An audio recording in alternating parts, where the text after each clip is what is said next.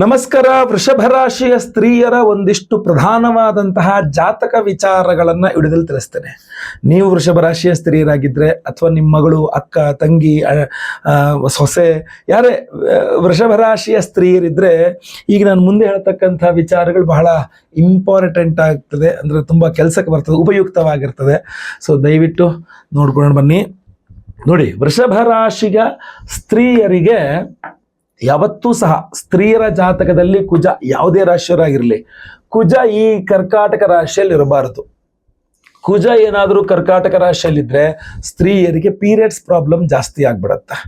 So ಅದರಿಂದಾಗಿ ಇನ್ನೂ periods start ಆಗದೆ ಇರತಕ್ಕಂಥ ಮಗಳು ನಿಮಗಿದ್ದಾಳೆ ಅಂತ ಆದರೆ ಅವಳ ಜಾತಕದಲ್ಲಿ, ಆ ಮಗುವಿನ ಜಾತಕದಲ್ಲಿ ಕುಜ ಇಲ್ಲಿದ್ದಾರ ಅಂತ ನೋಡ್ಕೊಳ್ಳಿ.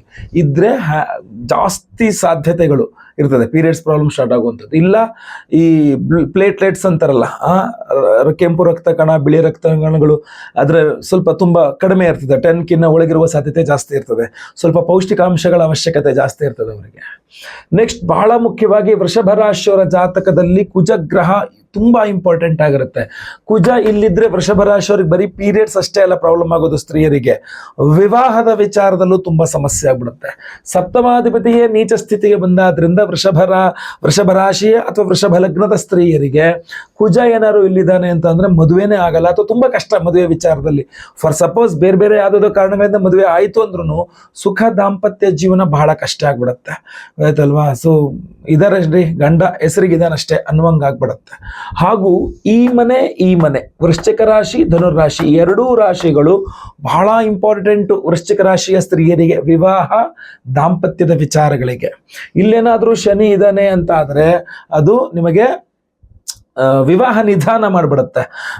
ಆಕ್ಚುಲಿ ಇಲ್ಲೇನಾದ್ರು ಶನಿ ಇದ್ದಾನೆ ಅಂದ್ರೆ ವೃಷಭ ರಾಶಿಯ ಸ್ತ್ರೀಯರಿಗೆ 17, 18, 19 ವಯಸ್ಸಿಗೆನೆ ವಿವಾಹಕ್ಕೆ ಪ್ರೆಷರೈಸ್ ಬರ್ಲಿಕ್ಕೆ ಶುರುವಾಗತ್ತೆ. ನಮ್ಮ ದೇಶದಲ್ಲಿ ಕಾನೂನು ಪ್ರಕಾರ 18 ಮೀರ್ ನಂತರನೇ ಮದುವೆ ಮಾಡ್ಬೇಕಲ್ವಾ? ಸೊ ಆ ಕಾರಣ ಹೇಳಿ ತಪ್ಪಿಸ್ಕೊಂತಾರೆ ಅಂತ ಕಾರಣ ತಂದೆ ತಾಯಿ. ಬಟ್ 18 ತುಂಬ ತಕ್ಷಣ ಪ್ರೆಷರ್ ಜಾಸ್ತಿ. 18 ಆಯ್ತು, 19 ಲಾಸ್ಟ್, 20 ಕೂಡ ಪ್ರೆಷರ್ ಮಾಡಲ್ಲ. ಇಲ್ಲಿ ಏನಾದ್ರು 18, 19ರಲ್ಲಿ ಮದುವೆ ಮಾಡಲಿಲ್ಲ ಅಂದ್ರೆ ವೃಷಭ ರಾಶಿಯ ಸ್ತ್ರೀಯರಿಗೆ ಸಾಮಾನ್ಯವಾಗಿ ಶನಿ ಇಲ್ಲಿದ್ದಾನೆ ಅಂತ ಅಂದ್ರೆ ನೆಕ್ಸ್ಟ್ ವಿವಾಹವನ್ನ ನಿಧಾನ ಮಾಡಿಬಿಡ್ತಾನೆ. ಸಪ್ತಮದಲ್ಲಿ ಶನಿ ವಿವಾಹವನ್ನ ನಿಧಾನ ಮಾಡ್ತಾನೆ. ಆದರೆ ಎಲ್ಲ ಪುರುಷ ಸ್ತ್ರೀ ಎಲ್ಲರಿಗೂ ನಿಧಾನ ಮಾಡ್ತಾನೆ. ಆದರೆ ಸ್ತ್ರೀಯರಿಗೆ ಮಾತ್ರ ಒಂದು ಚಾನ್ಸ್ 18ನೇ ವಯಸ್ಸಿಗೆ, 19ನೇ ವಯಸ್ಸಿಗೆ, ತುಂಬಾ ಚಿಕ್ಕ ವಯಸ್ಸಿಗೆ ಕೊಟ್ಟು ಬಿಡ್ತಾನೆ.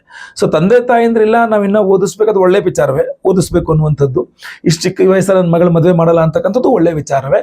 ಬಟ್ ನಾನು ಜ್ಯೋತಿಷ್ಯವನ್ನು ಹೇಳ್ತಾ ಇದ್ದೀನಿ ಅಷ್ಟೇ.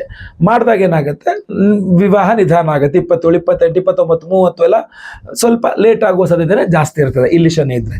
ಶನಿ ಇಲ್ಲಿದ್ರೆ ಇನ್ನೂ ಒಂದು ಸಮಸ್ಯೆ ಏನಪ್ಪಾ ಅಂತಂದ್ರೆ, ಸಿಗುವಂತ ಗಂಡು ಹಿಡಿದವಲ್ಲ 10 ವರ್ಷ, 12 ವರ್ಷ, 15 ವರ್ಷ ಡಿಫ್ರೆನ್ಸ್ ಇರ್ತದೆ. ಈ ಪಾಪ ಚಿಕ್ಕ ಹುಡುಗಿ ಆಗುತ್ತೆ, ಮುದುಕಪ್ಪನ್ ತಗೊಂಡೋಗಿ ಮದುವೆ ಮಾಡ್ದಂಗೆ ಆಗುತ್ತೆ. ಇಲ್ಲೇನಾದ್ರು ಶನಿ ಏನಾದ್ರು ಇಲ್ಲಿದ್ರೆ ಅದ್ರ ಬಗ್ಗೆ ನೋಡ್ಕೊಳ್ಬೇಕು. ಸಪ್ತಮದ ಶನಿ ಅವರಿಗೆ ತುಂಬಾ ಅಂತರ ಜಾಸ್ತಿ, ಹುಡುಗ ಹುಡುಗಿಯ ಮಧ್ಯದಲ್ಲಿ ಅಂತರ ಜಾಸ್ತಿ ಆಗುವಂಗ ಮಾಡಿಬಿಡ್ತಾನೆ, ವೃದ್ಧ ಗ್ರಹ ಶನಿ. ಆದ್ರಿಂದ ಸೊ ಇಲ್ಲಿ ಕುಜಾನೇ ಇಲ್ಲಿದ್ರು ಕೂಡ ಪಾಪಗ್ರಹನೇ ಆಗಿರ್ತಾನೆ. ಸೊ ಅದರಿಂದ ವಿವಾಹ ನಿಶ್ಚಿತಾರ್ಥ ಆದ್ಮೇಲೆ ವಿವಾಹ ಆಗೋಕ್ಕೂ ಮುನ್ನ ಒಮ್ಮೆ ಒಂದು ಕುಂಭ ವಿವಾಹ ಪ್ರಾಯಶ್ಚಿತ್ತ ಮಾಡಿಸ್ಬಿಟ್ಟು ಮದುವೆ ಮಾಡ್ಬೇಕಾಗತ್ತೆ. ಇಲ್ಲಿ ಶನಿ, ಕುಜ, ರವಿ, ರಾಹು, ಕೇತು, ಇಲ್ಲಿ ಅಷ್ಟೇ ಶನಿ, ಕುಜ, ರವಿ, ರಾಹು, ಕೇತು ಯಾರೇ ಇದ್ರು ಈ 2 ರಾಗಗಳಲ್ಲಿ ಮದುವೆ ನಿಶ್ಚಿತಾರ್ಥ ಆದ ಮೇಲೆ ಮದುವೆ ಹಾಕಿನ ಮುಂಚೆ ಒಂದು ಕುಂಭ ವಿವಾಹ ಪ್ರಾಯಶ್ಚಿತ್ತ ಮಾಡಿಸಿ ನಂತರ ಮದುವೆ ಮಾಡ್ತಕ್ಕಂಥದ್ದು ಉತ್ತಮ ಅನ್ನುವಂಥದ್ದು ನನ್ನ ಅಭಿಪ್ರಾಯ. ಇನ್ನು ಇಲ್ಲೂ ಅಷ್ಟೇ, ಇದನ್ನ ಮಾಂಗಲ್ಯ ಸ್ಥಾನ ಅಂತ ಕರಿತೀವಿ. ಈ ಮಾಂಗಲ್ಯ ಸ್ಥಾನದಲ್ಲಿ ಯಾವುದೇ ರೀತಿಯ ಇದು ವೃಷಭ ರಾಶಿಯ ಸ್ತ್ರೀಯರಿಗೆ ಧನುರಾಶಿಯಲ್ಲಿ ಯಾವುದೇ ಕಾರಣಕ್ಕೂ ಕುಜ, ರಾಹು, ಕೇತು, ಶನಿ, ರವಿ ಯಾವುದೇ ಪಾಪಗ್ರಹಗಳು ಇರಬಾರ್ದು. ಮಾಂಗಲ್ಯ ಸ್ಥಾನದಲ್ಲಿ ಪಾಪಗ್ರಹಗಳಿದ್ರೆ ದಾಂಪತ್ಯದಲ್ಲಿ ಅಥವಾ ಗಂಡನಿಗೆ ಸ್ವಲ್ಪ ಉತ್ತಮ ಅಲ್ಲ ಅನ್ನುವಂಥದ್ದು ಶಾಸ್ತ್ರವಾಕ್ಯ. ಹಾಗೂ ಇಲ್ಲಿ ಶುಕ್ರ ಇದ್ದುಬಿಟ್ರೆ, ವೃಶ್ಚಿಕದಲ್ಲಿ ಶುಕ್ರ ಇದ್ದುಬಿಟ್ರೆ, ಶುಕ್ರ ಇಲ್ಲಿದ್ರೆ ತುಂಬಾ ಒಳ್ಳೇದು. ಇಲ್ಲಿದ್ರೆ ಮಾತ್ರ ಶುಕ್ರ ಪ್ರಾಬ್ಲಮ್, ಇಲ್ಲಿದ್ರು ಪ್ರಾಬ್ಲಮ್. ಯಾಕೆ ಅಂತಂದ್ರೆ 7ನೇ ಮನೆ ಶುಕ್ರ ಕಾರಕೋ ಭಾವನಾಶಾಯ. ಲವ್ ಮಾಡ್ಬಿಡ್ತಾರೆ, ಬಟ್ ಆ ಹುಡುಗ ಸಿಗೋದಿಲ್ಲ. ಬೇರೆ ಯಾವುದೋ ಹುಡುಗನ್ನ ಅಪ್ಪ ಅಮ್ಮನ ಇದಕ್ಕೇನೋ ಮದುವೆ ಆಗ್ತಾರೆ, ಬಟ್ ಸುಖ ದಾಂಪತ್ಯ ಇರಲ್ಲ. ಇಷ್ಟಪಟ್ಟು ಹುಡುಗನ್ನೇ ಮದುವೆ ಆದ್ರೂ ಕೂಡ ಸಪ್ತಮದಲ್ಲಿ ಶುಕ್ರ ಇದ್ಬಿಟ್ರೆ ಸುಖ ದಾಂಪತ್ಯ ಇರೋದಿಲ್ಲ. ಬಟ್ ಸಾಮಾನ್ಯವಾಗಿ ವೃಷಭ ರಾಶಿಯ ಸ್ತ್ರೀಯರು ಸ್ವಲ್ಪ ಒಳ್ಳೆ ಚಂದ ಕಾಣಬೇಕು, ಒಳ್ಳೆ ಕಾಸ್ಟ್ಲಿ ಬಟ್ಟೆ, ಕಾಸ್ಟ್ಲಿ ಎಲ್ಲ ಮೇಕಪ್ ಗೀಕಪ್ ಹಾಕಿ, ಒಳ್ಳೆ ಕಾಸ್ಟ್ಲಿ ಮೊಬೈಲ್ ಎಲ್ಲ ಕಾಸ್ಟ್ಲಿ ಇರ್ಬೇಕಲ್ಲ, ಚೆನ್ನಾಗಿರ್ಬೇಕು ಅವ್ರಿಗೆ. ಯಾವುದೇ ಕಾಂಜಿ ಪಿಂಜಿ ಯಾವುದೇ ಮುಟ್ಟಲ್ಲ ನಾವು ಅಂತ. ಸೊ ತುಂಬಾ ಸುಂದರವಾಗಿ ತುಂಬಾ ಚೆನ್ನಾಗಿ ತಯಾರಾಗ್ತಾರೆ ಅವರು. ಬಟ್ ಸಪ್ತಮದಲ್ಲಿ ಶುಕ್ರ ಬಿದ್ದುಬಿಟ್ರೆ ಮಾತ್ರ ಒಂದು ಸ್ವಲ್ಪ ವಿವಾಹ, ಆಮೇಲೆ ಇಲ್ಲಿ ಶುಕ್ರ ಇದ್ಬಿಟ್ರು ಸಮಸ್ಯೆನೆ ಆಯ್ತಲ್ವಾ, ಏನಾಗ್ಬಿಡುತ್ತೆ ದಾಂಪತ್ಯ ವಿರಸಗಳು ಬಂದ್ಬಿಡುತ್ತೆ ಇಲ್ಲಿ ಶುಕ್ರ ಇದ್ಬಿಟ್ರು. ಇನ್ನು ಸಂತಾನಾದ ವಿಚಾರಗಳನ್ನು ಅಷ್ಟೇ ಬುಧ ಗ್ರಹ ಇಲ್ಲಿದ್ ಬಂದ್ಬಿಟ್ರೆ ಬುಧ ಗ್ರಹ ಬಹಳ ಪ್ರಾಬ್ಲಮ್ ಆಗುತ್ತೆ ವೃಷಭ ರಾಶಿಯ ಸ್ತ್ರೀಯರಿಗೆ. ಇಲ್ಲಿ ಏನಾದ್ರೂ ಬುಧ ಇದ್ರೆ ಸಂತಾನದ ವಿಚಾರದಲ್ಲಿ ಅನುಕೂಲ ಆಗುತ್ತೆ. ಹಾಗಂತ ಇಲ್ಲಿ ಏನಾದ್ರು ಅಂದ್ರೆ ಕನ್ಯಾ ರಾಶಿಯಲ್ಲಿ ಪಾಪಗ್ರಹಗಳು ಬಂದ್ಬಿಟ್ರೆ ರಾಹು, ಕೇತು, ಶನಿ, ಕುಜ, ರವಿ, ಯಾವುದೇ ಗ್ರಹಗಳು ಇಲ್ಲಿ ಬಂದ್ಬಿಡ್ತು ಅಂತಂದ್ರು ಒಂದು ಅಬಾರ್ಷನ್ ಅಂತಲ್ಲ, ಒಂದ್ 2 ತಿಂಗಳು 3 ತಿಂಗಳು ಕನ್ಸೀವ್ ಆಯ್ತು, 1-2 ತಿಂಗಳು ಕನ್ಸೀವ್ ಆಯ್ತು, ಮತ್ತೆ ಪುನಃ ಅದ್ ನಿಲ್ಲಲಿಲ್ಲ, ಗರ್ಭ ನಿಲ್ಲಿಲ್ಲ ಅನ್ನೋ ತರ ಆಯ್ತಾ, ಹಂಗಾಗುವ ಸಾಧ್ಯತೆ, ಆಮೇಲೆ ಮತ್ತೆ ಪುನಃ ಆಮೇಲೆ ಸರಿ ಹೋಗುವ ಸಾಧ್ಯತೆ ಇರ್ತದೆ. ಬುಧ ಏನಾದ್ರೂ ಇಲ್ಲಿದ್ದಾನೆ ಅಂತ ಆದ್ರೆ ಮಾತ್ರ ಸ್ವಲ್ಪ ಸಮಸ್ಯೆ ಆಗ್ತದೆ. ಯಾಕಂದ್ರೆ ನೀಚ ಬುಧ ಆಗ್ಬಿಡ್ತಾನೆ, ಪಂಚಮಾಧಿಪತಿ ನೀಚ ಆಗ್ತಾನೆ. ಸಂತಾನ ಅನ್ನೋದು ಚೀಟಿಕೆ ಅಲ್ಲ, ಚಪ್ಪಾಳೆ, 2 ಕೈ ಸೇರ್ಬೇಕು. ಸೊ ಅದರಿಂದಾಗಿ ಗಂಡಂದು ನೋಡ್ಬೇಕಾಗತ್ತೆ. ಸಾಮಾನ್ಯವಾಗಿ ಬುಧ ಇಲ್ಲಿದ್ದು ಬಿಟ್ರೆ ಸಮಸ್ಯೆ ಆಗ್ಬಿಡ್ತಾನೆ ವೃಷಭ ರಾಶಿಯ ಸ್ತ್ರೀಯರಿಗೆ ಸಂತಾನದ ವಿಚಾರದಲ್ಲಿ.